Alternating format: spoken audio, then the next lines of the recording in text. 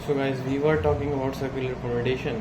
Circular permutation मतलब कि circle एक इनफाइनाइट लूप है जहाँ पर कोई ऑर्डर मैटर नहीं करता है। So we have to create an order. यहाँ पर हमें ऑर्डर क्रिएट करने की ज़रूरत है। सो हम क्या करेंगे, ऑर्डर क्रिएट करने के लिए इसमें कोई सी भी एक प्लेस दे देंगे किसी को। मान लो हमारे पास n कैंडिडेट्स हैं, हमारे पास 10 कैंडिडेट्स हैं।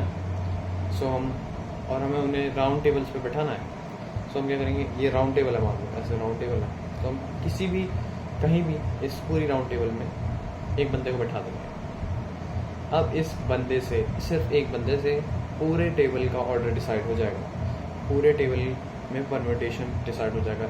इसके ऐसे में हो सकता है, ऐसे में हो सकता है, या फिर ऐसे में हो सकता है, ऐसे में, ऐसे में, ठीक है। सो सर्कुलर परम्यूटेशन की बात कर रहे थे हम, एंड इसका फॉर्मूला होता है n-1 ब्रैकेट में फैक्टोरियल। सो हमने एक बंदे को सीट दे दी, उसके बाद जितने बचे उसका हम फैक्टोरियल कर देंगे, दैट इज सर्कुलर परम्यूटेशन। और जब हम बात करें ऐसे और ऐसे, this is like clockwise, this is anti clockwise. Circular permutation में दो तरीके से हो सकता है, या तो क्लॉकवाइज हो सकता है या तो एंटी क्लॉकवाइज हो सकता है। कान यहाँ से पकड़ो, यहाँ से पकड़ो, सेम बात है, बट इसके केसेस बन सकते हैं। फॉर एग्जाम्पल, अगर मैं कोई गार्डन हाथ में पकड़ूँ, कोई माला हाथ में पकड़ूँ, सो उसका मैटर नहीं करता है परम्यूटेशन, क्योंकि मैं उसको घुमा के भी पहन सकता हूँ, घुमा के भी पहन सकता हूँ ना। बट इसको मैं हाथ में घुमा सकता हूँ, जैसे गार्डन है कोई, ठीक है, बट मैं किसी टेबल को ऐसे ही पलट नहीं सकता हूँ। अगर मैं इसको मेंबर्स को पलट दूँ तो ऑर्डर ही चेंज हो जाएगा। सो सर्कुलर परम्यूटेशन में दो चीज़ हो सकती है, या तो वो साइड सेम होंगी, या तो ऑब्वियसली या तो एंटी क्लॉकवाइज क्लॉकवाइज का फंक्शन होगा, या तो नहीं होगा, दैट्स इट। हाँ, तो वर्ड वाले परम्यूटेशन की बात करते हैं, डिक्शनरी वाले परम्यूटेशन की बात करते हैं। सो फॉर एग्जांपल मैं लेता हूँ वर्ड ABC, कैब लेता हूँ वर्ड कैब। अगर मैं डिक्शनरी बनाऊँ कैब की, सो कितने वर्ड्स बाद कितने नंबर पे कैब आएगा, कैब की बात करते हैं। कैब की बात करें, CAB, कितने नंबर बाद कैब आएगा।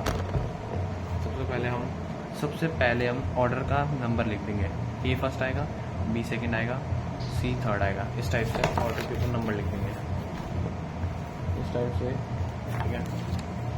इसके ऊपर नंबर लिखते ही अब हम स्टार्ट करेंगे जो सबसे छोटा है, that is A, B, C, यानी कि 2 खाली स्पेसेस हैं। इसका मतलब है 2 फैक्टोरियल। यहाँ पे 2 तरीके से स्पेसेस भर सकती हैं, बट हमें ये नहीं चाहिए हमें चाहिए पहले हम फिर B पे करेंगे, B पे, यानी कि B पे कितनी स्पेसेस हैं, 2, तो 2 फैक्टोरियल कर देंगे।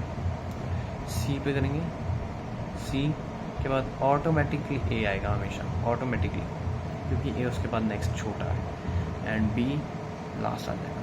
सो यहाँ पे सिर्फ एक परम्यूटेशन, मतलब एक ही फैक्टोरियल हो जाएगा। सो 2 और 2 को मल्टीप्लाई करेंगे तो 4 हो जाएगा, दैट इज 4। आंसर हमारा आ चुका है 4। कि अगर मैं कैब वर्ड क्रिएट करना मुझे 3 वर्ड में से, ABC में से, तो इसका डिक्शनरी नंबर होगा 4। Let's try to do it. ABC, ACB, BAC, BCA, CAB, नहीं 4 नहीं होगा, 5 होगा, क्योंकि 5वां नंबर है। प्लस करेंगे, मतलब 2 factorial plus 2 factorial plus 1। Try भी कर लेता हूँ, क्या ट्राई कर लेते हैं। ABC, AACA, BAC, BCA, and CAB, CBA।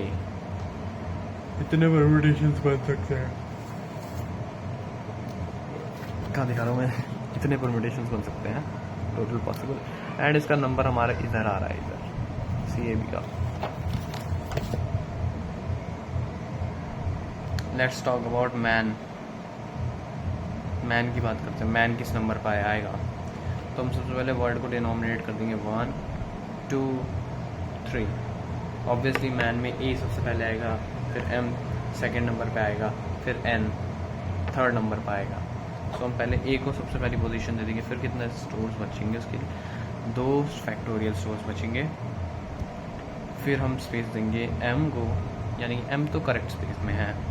सो अब इसके बाद ऑटोमेटिकली A आएगा एंड A के बाद ऑटोमेटिकली N आएगा। सो तीसरा मतलब चौथे नंबर पे हमें आना आ जाएगा मैन पे। तो बात करते हैं मैन की। AMN